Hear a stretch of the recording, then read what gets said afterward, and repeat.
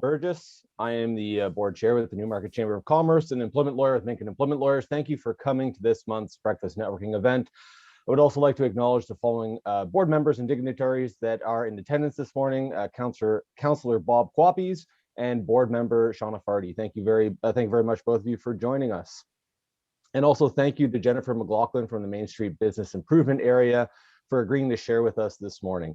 We'll be hearing from Jennifer very shortly. We also have a few important upcoming events to mention, so please make sure that you check out the chamber calendar on newmarketchamber.ca for more details on those events. Just a quick reminder that we have launched a virtual experience designed to bring organizations and customers and consumers together. Shopping from home is at an all-time high, as I'm sure we all know. What better time to launch newmarkethomeshow.ca, a dynamic virtual showcase that brings the home show to you. With packages suited to a variety of budgets, there's plenty of opportunity to participate. For more information, please reach out to either Roseanne or Tyler at newmarketchamber.ca. I would now like to pass over the virtual reins to Abdus and Adam, who are going to jump in to provide a chamber update. Good morning, Abdus and Adam. Morning, Kyle. Good morning, everyone. Great to see everyone this morning. On our end, we are monitoring the recent shutdown, and we've had conversations with the province where we reiterated our position that they need to work with us. They need to work with the business community to ensure that businesses aren't adversely impacted by these measures. Businesses have indicated time and time again that they are more than willing to follow public health guidelines and operate in through a safe process. But these unilateral shutdowns without any prior notice aren't effective, especially when we're talking about recovery. So conversations are happening. If you were part of the town hall last week, we had mentioned our position to the deputy premier there and MPP PH Stancho. And we're continuing to advocate through our partners at the Ontario Chamber Network. If you have any questions around anything or any of those measures, or if you have specific comments or feedback that you'd like to provide, please give me a call or shoot me an email anytime. Adam? Sure, thanks very much for that, Abdus. Okay, I will just very swiftly run over the programs we have and just a quick review, even though it seems like a lifetime ago, the provincial budget, which only came out less than a fortnight ago. So regarding some of the program updates, the only two really floating around at the moment from the provincial end are the Ontario Small Business Support Grant and the Energy and Tax Rebate Program. Now, just a quick note on the Small Business Support Grant. It closed on April 7th, but they announced in the budget that if you had successfully applied for the first cohort, there was essentially a second round which was distributed, which essentially doubled whatever you'd been given the first time. So if it was 10,000, 20,000, or if it was 20,000 the first time, then you went up to 40. So that should have been done automatically. We've had a couple of questions on that, and there wasn't like a second application round. It was just something that they were sort of dishing out. Obviously, given all of the announcements that have come out over the past week, that's something that we've sort of been pushing to, be expanded upon or extended, just because I think a lot of businesses that maybe weren't originally affected as much are subsequently affected now, particularly in York region. So that's a conversation we're continuing to have. So beyond that, we have the Energy and Tax Rebate Program, which obviously covers electricity costs, hydro costs for those that are in shutdown, which obviously now basically affects everyone. So that program doesn't necessarily have a closing date. So again, it's worthwhile looking at just because it's not a, it's not a loan or anything like that. It is just essentially sort of, covering costs for businesses that need it. So I'll just very quickly go over some of the high level stuff that came out in the provincial budget. So they're projecting a $33.1 billion deficit from between 2021 and 2022, and they're not expecting sort of GDP growth until 2024. I realize that all seems very high level, but the thing to remember with that is 11.3 billion of that spending has been done in support of business. So the government is sort of trying to make some sort of headway there. A couple of highlights of that spending is 260 million spent on the Ontario Jobs Training Tax Credit in 2021. So that'll give people that are looking to sort of shift their careers up to $2,000 for up to 50% of the eligible training expenses. This is obviously something the Chamber's been pushing for some time, so we were happy to see that. They've upped the overall spending on broadband to $2.8 billion, which hopefully will be a good thing for Newmarket. We're a little bit unsure about how that will affect sort of more urban areas, but with any luck, that'll sort of be a bit of a tide that rises all ships scenario. Obviously, one of the sectors as well that we've been supporting throughout this has been the tourism and hospitality sector. So they're upping the spending that to 400 million in support, which is going to be doled out in two grants. One is just going to be it's essentially the Ontario Small Business Support Grant, which has sort of been refurbished for tourism and hospitality businesses. And then there's also going to be an additional one-off payment, which they haven't released the details of yet, but with any luck, that'll sort of help the sector rebound, which hopefully as the vaccination effort continues, will be before too long. And beyond that as well, there's an additional 61 million in the regional opportunities investment tax credit. So with any luck, that'll sort of provide more funding to more municipalities as well. So those are all of the updates that I have. Again, same message that Abba said. If you have any questions or queries, please feel free to call me or drop me an email. I'm happy to provide any information that I can. All right, thanks very much. Excellent. Thank you, Adam, and thank you, Abdus, as well. I'd now like to introduce the Chamber's 2021 Breakfast Series sponsor, Pat Lusink, with the Best Western Voyager Place Hotel, to introduce our speaker this morning. Good morning, Pat. Good morning. It's quick this morning. I haven't even got my thoughts together. Well, good morning, everyone. Yeah, open, close, open, close. The hotel's been open the whole time, but business is definitely up and down, up and down. And the Buttery restaurant, which is separately owned and operated, but in our hotel here, was open for 3 weeks in March, and then they had to close again. So we are back to doing our grab and go breakfast for our guests who stay at the hotel. We don't usually provide breakfast like a lot of Best Westerns do because we have a fully serviced restaurant on site. But when the restaurant is closed, we do give that breakfast. We are soldiering on and spending our sort of downtime doing maintenance and cleaning and just making sure that our hotel is up to snuff. We are an older hotel, and with new hotels coming on stream, we have a lot of competition coming. So there is the new Holiday Inn in Aurora, and the Microtel, which is about 500 meters away from that Holiday Inn, is going to be opening probably mid-June. And then I don't know if anybody saw on the weekend, very sad occurrence. There was a hotel opening, Hampton Inn in Bradford, and it burned down to the ground. I had just heard last week that they were planning to open at the beginning of July. So although that is less competition for us for a while, it was very devastating to see that. If you Google the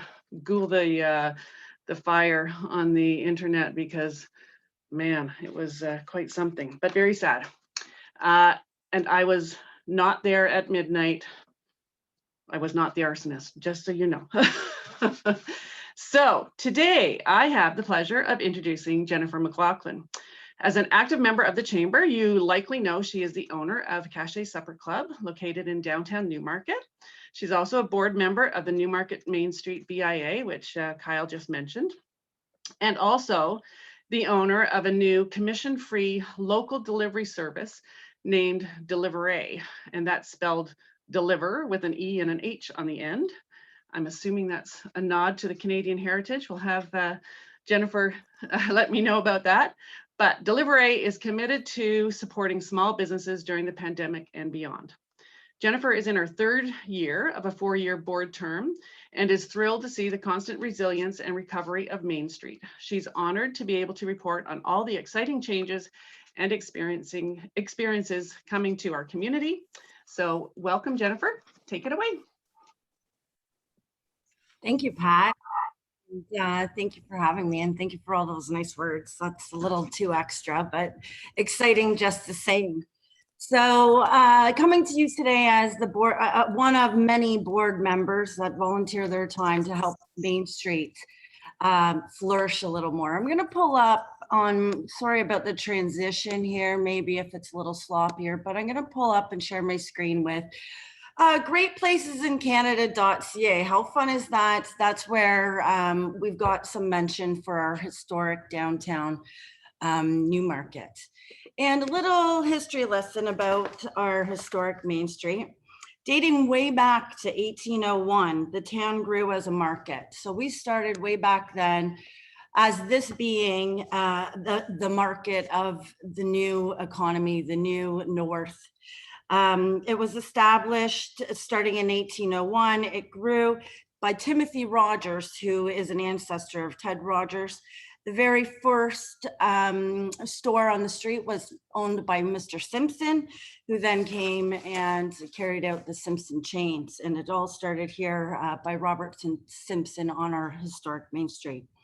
In 1883, the old town hall was constructed, and the town started flourishing more and more. But what's really neat that we don't talk about much is William Lyon Mackenzie gave his famous speech from the hotel balcony, which is now the King George new distillery here on Main Street, and inspiring the local farmers to organize the rebellion of 1837. So it's really neat how we've all come together as a community with our street, in support with the BIA, in support with the town. You can find us on the Chamber trade show, the home show right now, and learn a little more about what our vendors are. But when we talk about the historic Main Street, the BIA really focuses on, we're talking about this area here.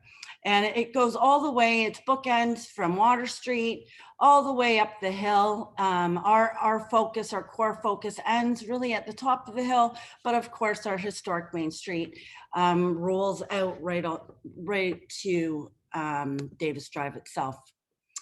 As of late, our board has undergone and received some grant funding from Digital Main Street. And just as a little side note, Digital Main Street still accepting applications and supporting businesses outside of Main Streets and small businesses alike. So if you need to digitally transform your business still at all, or want some help there, Digital Main Street will help you out.